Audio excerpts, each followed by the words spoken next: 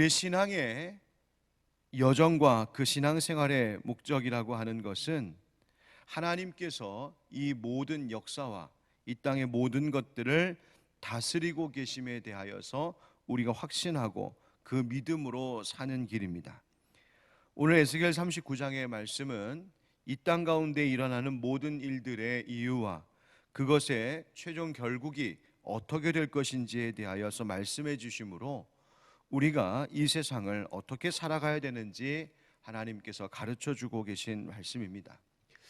어제의 본문인 에스겔 38장에 이어 39장에서는 에스겔이 먼 장래에 있게 될 그 어떤 일에 대하여 환상을 본 것을 기록하고 있습니다. 그 일이란 무엇인가? 하나님과 그리고 하나님에 대하여 대적하는 북쪽에서부터 오는 어둡고 강력한 세력과의 그 격전에 대한 환상을 기록하고 있습니다. 하나님과 그 백성을 대적하는 이 세력을 성경이 곡이라고 하는데, 이 곡이라는 것이 이끄는데 바로 이 싸움에서 하나님은 반드시 최후의 승리를 이루시고 심판하실 것을 말씀하셨습니다. 그리고 이 일을 통해 하나님의 위대하심과 그 거룩하심을 나타낼 것이다 라고 하신 말씀이 38장의 말씀이었습니다. 이제 39장에서는 하나님을 대적하는 세력인 곡과 또 함께하는 세력들을 완전히 물리치시고 완전히 멸망케 하심에 대하여 다시 한번 상세하게 다루고 있는 말씀이 오늘 39장의 말씀입니다. 먼저 1절부터 8절의 말씀을 보면 그 말씀은 이 하나님과 하나님의 백성들을 대적하는 곡의 세력이 완전히 패배당하는 것에 대해 말씀하고 있습니다. 1절과 2절 말씀을 보면 여호와 하나님께서 대적 곡을 돌이켜 이끌고 이스라엘 산 위에 이르신다, 이런 말이 나옵니다. 하나님께서 대적을 이끄신다, 하나님께서 하나님의 백성의 원수된 자들을 이끄신다, 하나님께서 이 일을 마치 다 꾸미시고 조장하시는 것처럼 이 말씀을 오해해서는 안 됩니다. 하나님께서 이들을 이끄신다라고 하는 이 표현은 무엇이냐면, 악하고 그 파괴적인 생각과 계획을 세우고 있는 이 곡의 세력을 그냥 하나님이 내버려 두시는 것을 이야기합니다. 결국 그들은 자신들의 죄에 의하여서 패배하게 될 것이고, 이 곡의 땅인 마곡과 그 섬에 평안히 거주하는 자들에게 불을 내리시겠다고 6절 말씀에 분명히 그 심판을 말씀하십니다. 여러분, 이 말씀에서 하나님과 그 백성을 대적하여 침략하는 이 마곡의 왕 곡이 하나님의 심판을 받아 패망하게 되는 것처럼, 불의한 악인들 역시도 그들이 저지른 스스로의 죄 때문에 하나님의 심판을 받아 멸망당하게 될 것이다 라고 말씀해 주고 있는 것입니다. 여러분, 기억하십시오. 죄는 스스로를 파멸에 이르게 하는 것인 줄 잊지 않고 살아야 합니다. 하나님께서 우리가 범하는 죄에 대하여, 불의하고 부정한 것에 대하여, 또 이 땅의 이 세상 가운데 그 불의한 세력에 대하여 반드시 불을 내리듯 심판하시고 그 파멸에 이르게 되는 날이 있다는 사실을 잊지 않고 살아가야 됩니다. 모든 세상의 역사가 하나님의 손 안에 있습니다. 모든 존재의 운명이 하나님의 손 안에 있습니다. 에스겔은 이것을 우리에게 명확하게 말해주고 있습니다. 하나님께서 하나님의 원수된 자, 또 하나님의 백성들을 대적하는 자들을 얼마나 심판하실 것인지, 그리고 마침내 얼마나 강력하게 이 싸움에서 승리할 것을 확신하고 계신지 7절 8절 말씀이 말하고 있습니다. 우리 7절 8절 한번 같이 읽어보실까요? 시작. 내가 내 거룩한 이름을 내 백성 이스라엘 가운데 알게 하여 다시는 내 거룩한 이름을 더럽히지 아니하게 하리니, 내가 여호와 곧 이스라엘의 거룩한 자인 줄을 민족들이 알리라 하라. 주 여호와의 말씀이니라. 볼지어다 그날이 와서 이루어지리니 내가 말한 그 날이 이날이라. 아멘. 그 최후의 심판, 최종의 승리에 대하여 하나님께서 말씀하시는 겁니다. 그 다음 나오는 9절 10절에 보면 이 국과의 전쟁, 이 격전에서 패배한 그 곡이 무기들을 버리고 가는데 그 무기들을 다 불태워 버릴 것을 이야기하십니다. 그 완전한 승리를 지금 계속 설명하고 계신 거예요. 크고 작은 방패, 활과 화살, 몽둥이, 창, 이 버리고 간 도망치면서 버리고 간 이 모든 무기들을 다 불태우는데 이 최후의 승리가 얼마나 큰 것인지 무기를 태워버리는 이 태우는 것만 앞으로 7년 동안, 그래서 7년 동안 이 백성들이 땔감을 구하러 다닐 필요가 없을 정도로 그렇게 태워버릴 무기가 잔뜩 쌓여 있다. 무슨 말입니까? 이렇게 하나님께서 대승을 이루신다, 완전히 승리하신다는 말이에요. 11절부터 16절 말씀을 보면 이 패배한 곡의 군사들, 이 무리의 시체를 또 7달 동안 매장한다고, 그래서 그 땅을 정결하게 할 것이라고 말씀하십니다. 심지어 그 장소에 이름도 붙이시죠. 하몬곡의 골짜기. 하몬곡이라고 하는 말은 곡의 무리라는 뜻이에요. 무리들. 이 하몬곡이라고 하는 이름까지 붙이면서 그렇게 전쟁터와 전쟁이 있었던 이 성읍 도시의 이름까지 붙여서 이와 같은 전쟁에 반드시 있을 것임을, 하나님 마지막 최후의 승리가 반드시 있을 것임을 하나님 역사 가운데 남겨주고 계신 내용입니다.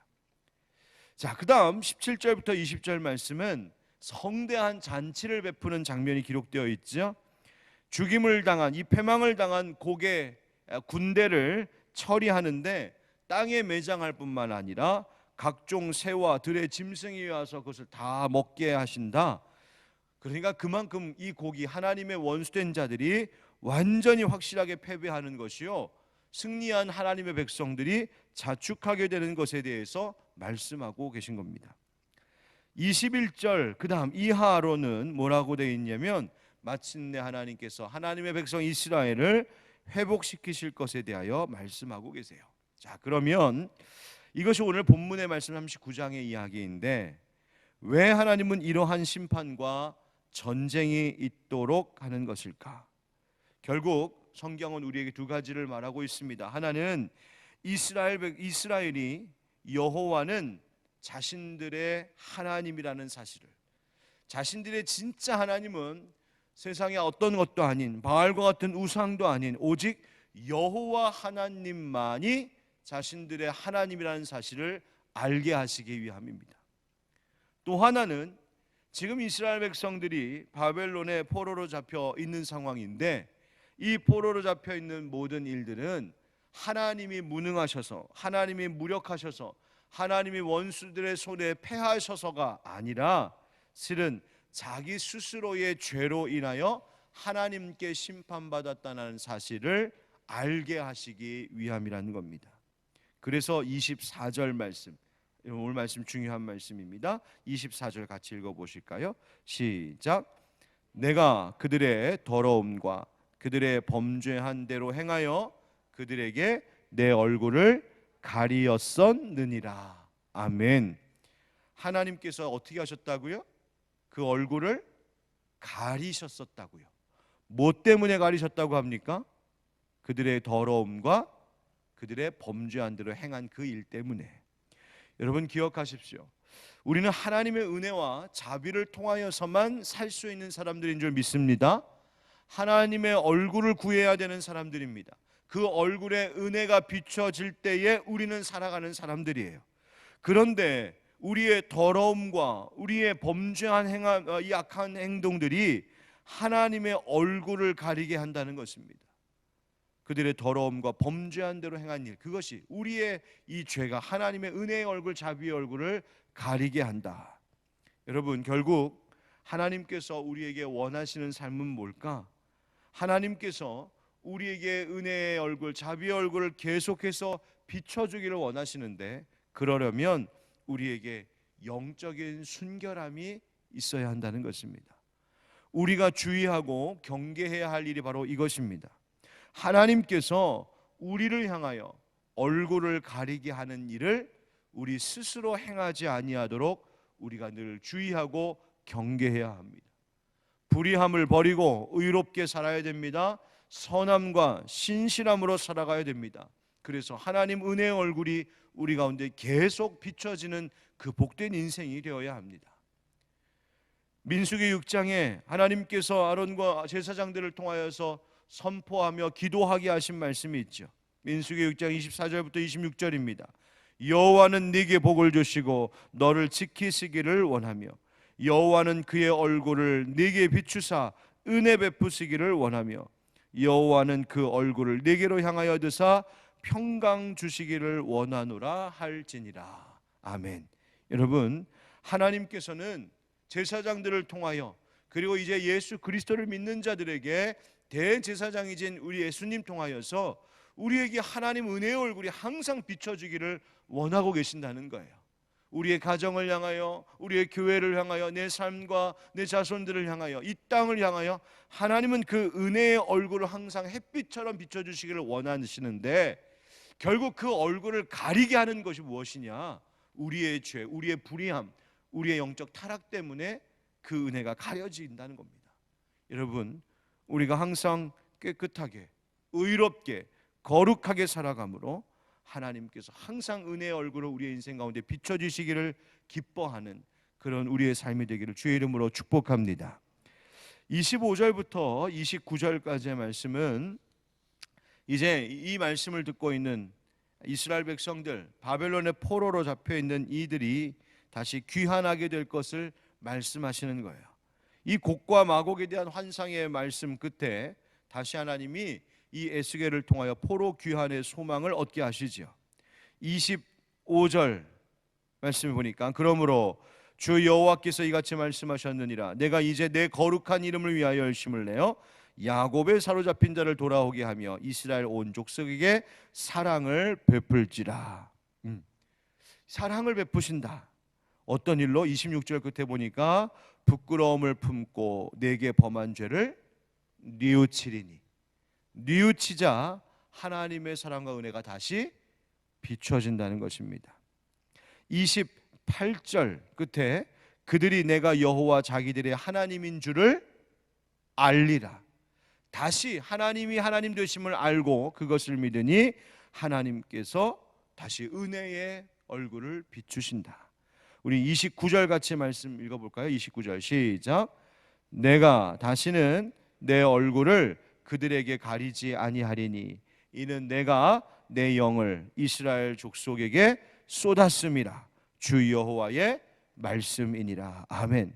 하나님께서 하나님의 영을, 성령님을 우리에게 쏟아 부으신다. 성령에 충만한 자들에게 하나님 은혜의 얼굴이 비춰지는 것을 말씀하고 계십니다. 바로 이것이 하나님 회복의 약속 말씀입니다.